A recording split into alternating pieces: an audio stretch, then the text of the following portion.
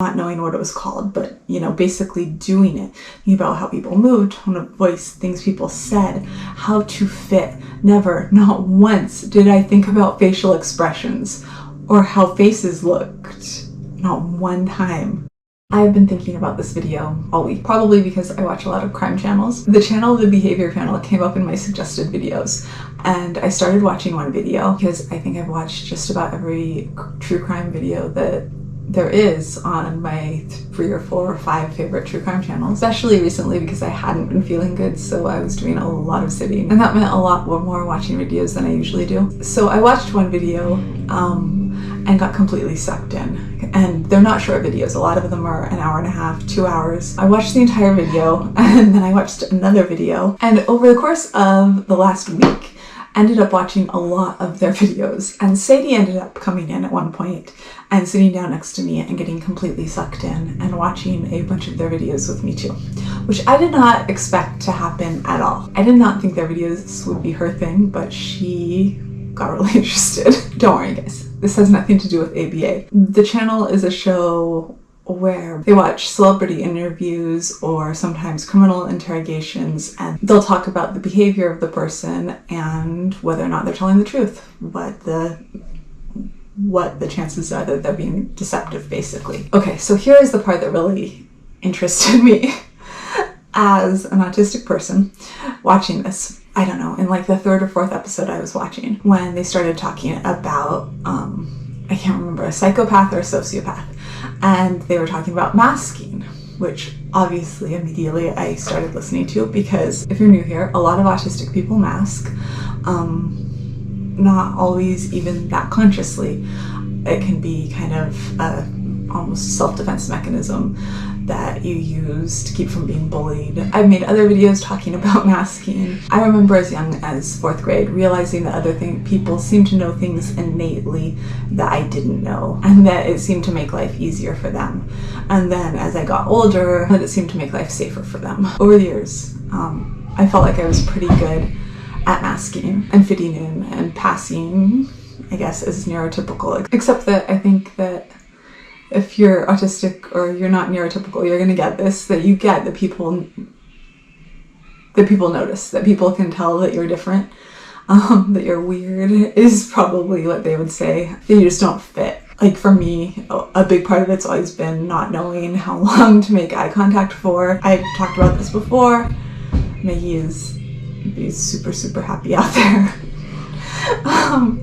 So you'll probably hear her, but if I'm comfortable with someone making eye contact, if it ends up becoming something that I have to force and I'm not like outside where I can wear big sunglasses, I'll realize that like I'm forcing myself to make eye contact and I'm making too much eye contact, but it's not something that I feel like I can fix, because number one, it'll become the only thing that I can focus on, and then I'll feel the rest of my face start to kind of go like I'm losing control of my face. I'm maybe trying to make eye contact, and then, okay, this is getting uncomfortably long, look away, look back. Anyways, but the video where they talked about masking, because I'm getting sidetracked now, talking about masking, they talked about how I think a psychopath might go out for a walk and see that a child had been hit by a car and see the reactions everyone's having, and think to themselves that they wanted like a hot dog or something and go and get a hot dog, and then the way back, come back, see everyone as people were leaving, and then go home and then try to make those expressions in the mirror and watch their face as they try to make their face make those expressions. And it was such an oh my gosh moment.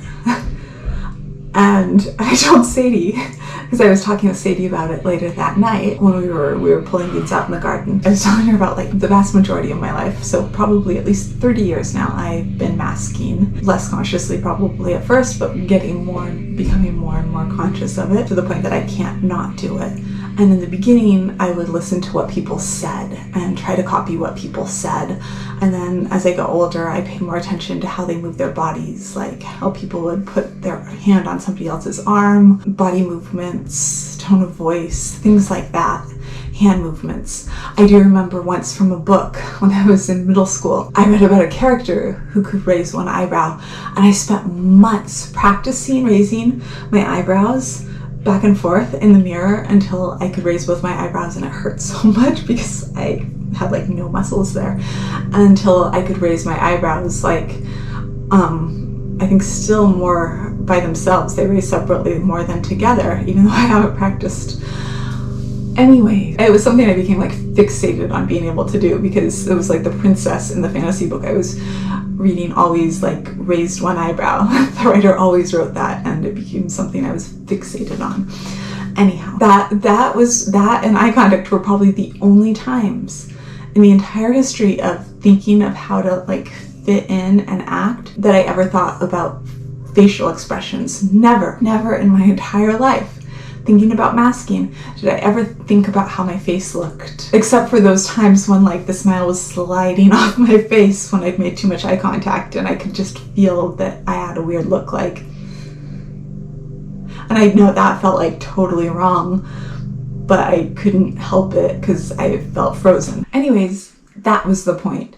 The point was, in all my life, thinking about masking, not knowing what it was called, but basically doing it, thinking about how people moved, tone of voice, things people said, how to fit. Never, not once did I think about facial expressions or how faces looked.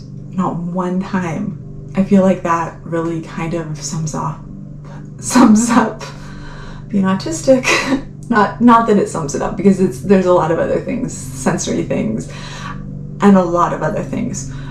But that does kind of feel like it in social communication, missing social cues, missing facial expressions. Quick tangent, there was a thing on Pinterest that had, like, for little kids that had facial expressions, and I feel like I usually can read people's facial expressions well, and I tried to do it and I got 0%. I got F. I got an F.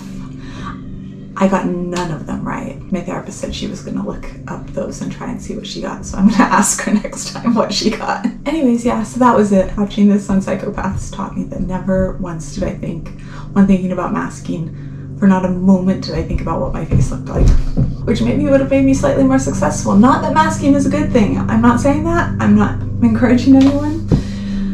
It is what it is. I think you do what you have to survive and get by and not be bullied and not make yourself a target because people do that. There's a reason that we end up masking. It's because sometimes it's not safe not to, and I totally get that. It was a big like, oh wow moment for me when I was watching and I heard that, and I think I've just about watched all of their videos now because watching the different cues for how people lie and stuff like that is just totally fascinating, even though I probably would not be able to recognize them on my own, since apparently I miss a lot of what's going on in the face.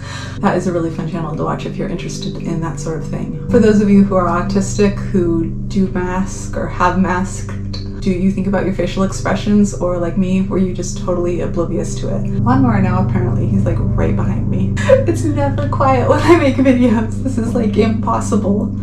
It's just totally loud around here. That is it for today. If you like this video, I'd love it if you'd give it a thumbs up, and if you're interested in all things autism, I would love it if you'd hit subscribe, and I will see you tomorrow. Bye.